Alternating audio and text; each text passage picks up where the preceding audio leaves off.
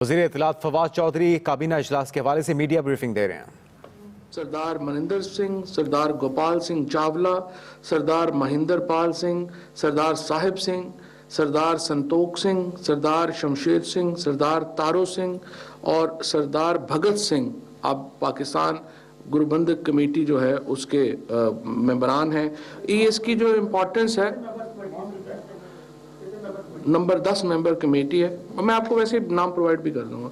इसकी जो बुनियादी इसका जो फ़ायदा है, ये जो अहमियत है इस वक्त इस फैसले की, वो ये है कि आपको मालूम है कि नवंबर में करतारपुर का जो कॉरिडोर है वो खुलना है। सो पाकिस्तान गुरुबंधक कमेटी जो है उसका बहुत अहम किरदार है उसके इंतज़ामात के लिए, उस जो हमारा जो गुरुद्वारा है उसकी तंजीम के लिए, लोगों के आने जाने के लिए। सो इस वक्त इम्पॉर्टेंट था कि एक ऐसे कमेटी जो है वो बनाई जाए जो कि ये सारी जिम्मेदारियां अदा कर सके। नई सिविल एविएशन पॉलिसी अप्रूव की गई है।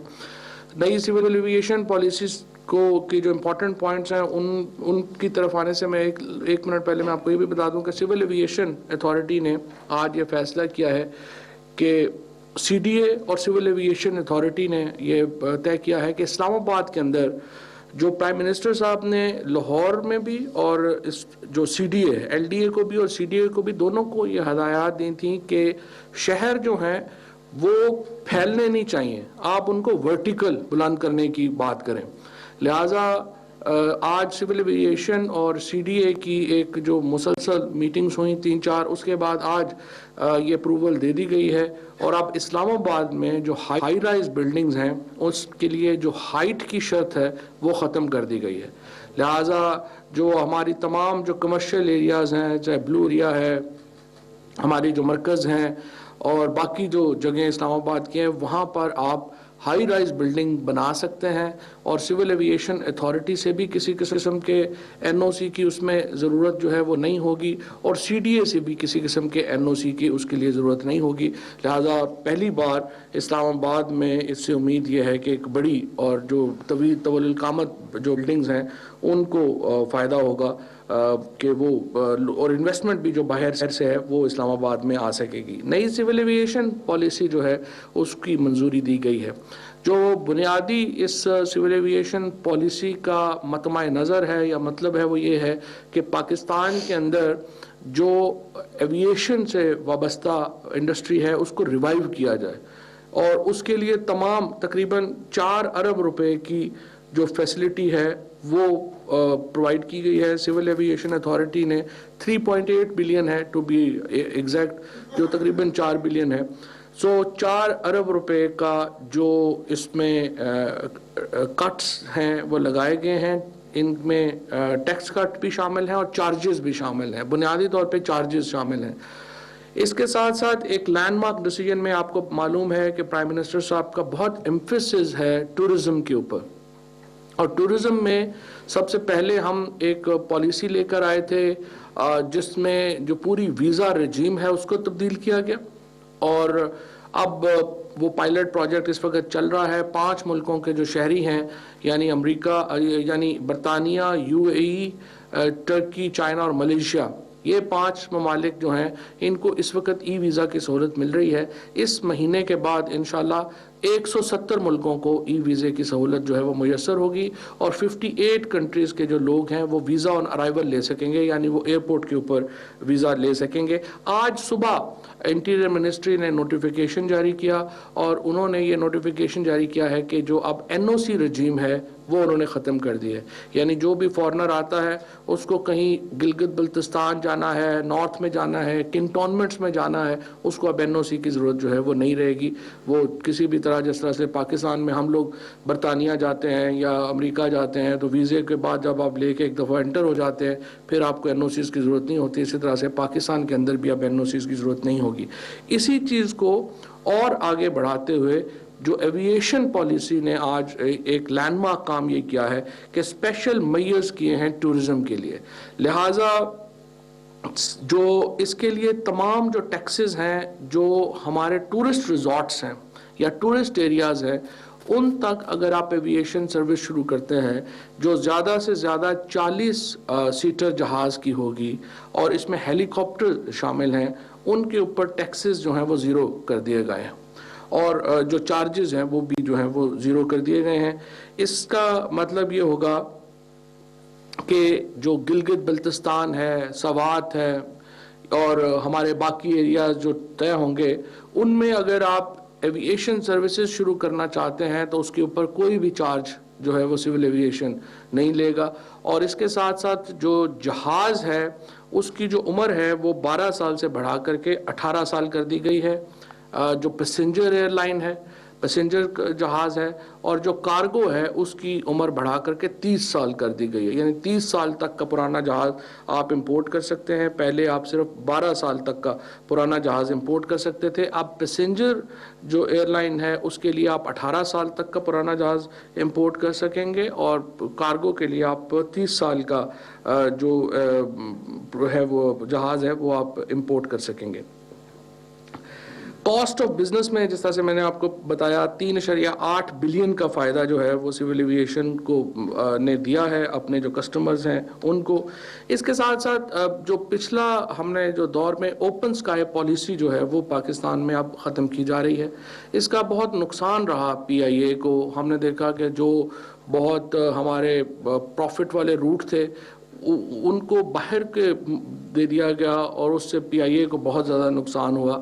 जापान में हमारी जो बताया गया वो बड़ा दिलचस्प बात थी कि चूँकि सिर्फ पायलट्स को TADA मिलता था तो जापान को जो है वो एक हमारी फ़्लाइट जाती थी, वहाँ से 3.5 करोड़ रुपया नुकसान हो रहा था, लेकिन उसको इसलिए जारी रखा गया कि पायलट्स जो हैं उनका TADA उसमें काफ़ी ज़्यादा था। लिहाजा इस तरह के जो फ़ैसले हैं उनको ख़त्म किया जा रहा है और जो तमाम इंटरनेशनल एयरलाइंस के साथ हमारे जो एग्रीमेंट्स हैं उनको रिव्यू करने का फ़ैसला जो है वो भी इसमें शामिल है। इसके साथ साथ ख़वातीन जो पायलट बनना चाहती हैं, लड़कियां जो पायलट बनना चाहती हैं, उनके लिए स्पेशल इनिशिएटिव लिया गया है। वज़ीर आज़म बुज़दिल है,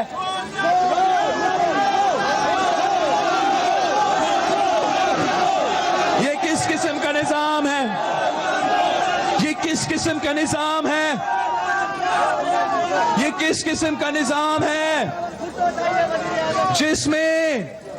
जिसमें कलदम तंजीमों के लिए NRO और सियासी मुखालिफिन के लिए जेल? ये किस किस्म का निज़ाम है? ये किस किस्म का निज़ाम है कि दहशतगर्दों के लिए NRO लेकिन सियासी मुखालिफिन के लिए इंतकाम? ये किस किस्म का निज़ाम है? ये किस किस्म के निज़ाम है कि दहशतगर्दों के फाइनेंसिंग पे कोई JIT नहीं बिठाया जाता है, मगर मेरा नाश्ता और मेरा धोबी का बिल पे JIT बिठाया जाता है।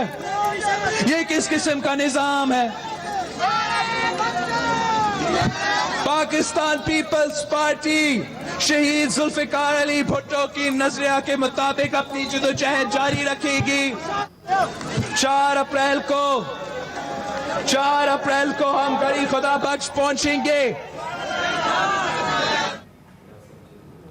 बिलावल भुट्टो कारवाने भुट्टो के हमरा ट्रेन मार्च के जरिए रवां दवा हैं अपनी मंजिल लाड़काना की जानिब। कराची से आज सुबह इस ट्रेन मार्च का आगाज़ किया गया। बड़ी तादाद में जियाले भी उनके हमरा, वज़ीर आला सिंध मुराद अली शाह और दीगर रहनुमा भी उनके साथ इस ट्रेन मार्च का हिस्सा हैं। कोटरी पहुँचने पर वो कारकुनों से खिताब कर रहे हैं। गैर जमहूरी क़ुव्वतें आज भी भुट्टो के नज़रिए के ख़िलाफ़ सरगर्म है। वज़ीर आज़म मोदी और दहशतगर्दों के ख़िलाफ़ कुछ नहीं कहा जाता और उनका ये कहना है कि हुकूमत सियासी मुखालफिन के खिलाफ झूठे केसेस बना रही है। बिलावल भुट्टो का तमाम आने वाले रास्ते के स्टेशन पर पुरतपाक इस्तकबाल जियालों की जानिब से किया जा रहा है। मनाजिर आप देख सकते हैं, जियाले जियालियाँ बड़ी तादाद में इस ट्रेन मार्च का हिस्सा भी हैं और पार्टी परचमों के हमरा अपने चेहरे पे पेंटिंग्स बनाए हुए एक जश्न का समा बनाया हुआ है। पीपल्स पार्टी की जानिब से भरपूर सियासी कुव्वत का मुजाहरा किया जा रहा है